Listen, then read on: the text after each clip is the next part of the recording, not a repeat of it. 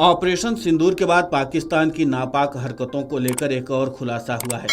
वरिष्ठ सेना अधिकारी ने बताया कि पाकिस्तान ने स्वर्ण मंदिर पर ड्रोन हमले करने की कोशिश की थी। इन हमलों को रोकने के लिए स्वर्ण मंदिर के मुख्य ग्रंथी ने ही परिसर के भीतर एयर डिफेंस गन तैनात करने की अनुमति दी थी। भारतीय सेना के वायु रक्षा प्रभारी lieutenant general Sumer Ivan D'Cunha ने बताया कि भारतीय सेना दुश्मन की मिसाइलों और ड्रोन का बेहतर ढंग से पता लगा पाए, इसके लिए इतिहास में संभवतः पहली बार स्वर्ण मंदिर की लाइटें भी बंद की गई थी। इससे भारतीय रक्षा बल दुश्मन के ड्रोन अधिक स्पष्ट रूप से पहचानने और उन्हें मार गिराने में सक्षम हो पाए। एक इंटरव्यू में उन्होंने कहा कि चूंकि पाकिस्तान के पास कोई भी वैध लक्ष्य नहीं था, इसलिए हमारा अनुमान यही था कि वो भारत के अंदर अराजकता का माहौल उत्पन्न करने के लिए नागरिक आबादी और धार्मिक स्थलों को निशाना बनाएगा।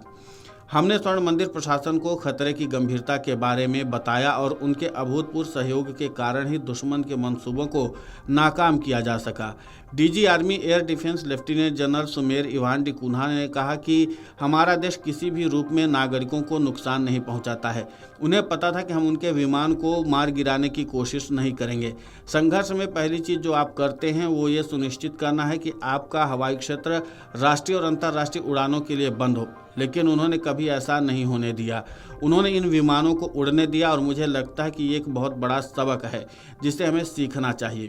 DG army air defence lieutenant general Sumer Ivan D'Cunha ने कहा कि रेड टाइमिंग एक बहुत ही दिलचस्प अवधारणा है। अमेरिका इसका इस्तेमाल करता है, इसराइल ने कुछ हद तक इसका इस्तेमाल किया है। हमने रेड टाइमिंग का उपयोग करना शुरू कर दिया है।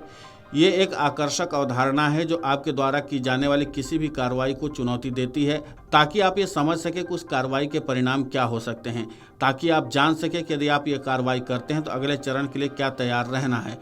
और आज सेना में यही होता है। हमने इसे हाल ही में वर्तमान सेना अध्यक्ष के तहत शुरू किया है और पिछले चीफ के दौरान भी रेड टाइमिंग की यह अवधारणा सामने आई थी। अब हम इस रेड टाइमिंग का प्रभावी ढंग से पालन कर रहे हैं। इस विशेष अभियान में हमने रेड टाइमिंग का उपयोग किया। ड्रोन हमलों को विफल करने के लिए भारतीय रक्षा बलों की तैयारियों पर DG army air defence lieutenant general Sumer Ivan D'Cunha ने कहा कि रूस यूक्रेन संघर्ष और इसराइल के संघर्ष ने हमें ड्रोन की विशाल क्षमता के बारे में सिखाया है। हमने महसूस किया कि पाकिस्तान, तुर्की और शायद उत्तर विरोधी से अपने बैकएंड समर्थन के माध्यम से ड्रोन की अधिकता रखता है। उन्होंने कहा कि हम ये भी जानते थे कि हमारे पास मौजूद एक प्रभावी वायु रक्षा एकीकृत प्रणाली का मुकाबला करने के लिए पाकिस्तान को हमें संतृप्त करना होगा।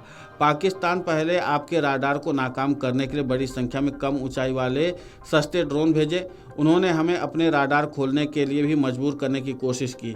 हमने इसका अनुमान लगाया था और शायद 26, 27 और 28 तारीख को हमने सीमावर्ती क्षेत्रों में अपने सेना प्रमुख के कहने पर एक सिमुलेशन अभ्यास किया, जहां हमने हथियार प्रणाली पर ड्रोन हमलों का अभ्यास किया था और उसी के नाते से हम पाकिस्तान के तमाम ड्रोन हमलों को नाकाम कर पाए।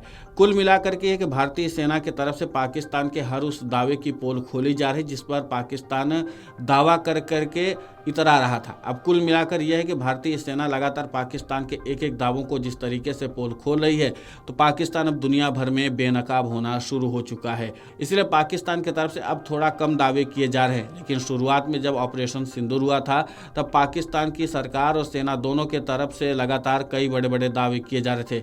लेकिन अब पाकिस्तानी प्रधानमंत्री भी इस बात को कबूल कर चुके हैं कि भारतीय सेना की तरफ से दागी गई मिसाइलों से उनको भारी नुकसान हुआ था और उनका एयरबेस भी क्षतिग्रस्त हो गया था। अब कुल मिलाकर के कि पाकिस्तान के सभी दावों की लगातार हवा निकलती चली जा रही है। Video desk amarujala.com। अगर आप ये वीडियो YouTube पर देख रहे हैं तो हमारे चैनल को सब्सक्राइब कर बेल आइकन दबाएं और Facebook पर देख रहे हैं तो हमारे पेज को लाइक करें।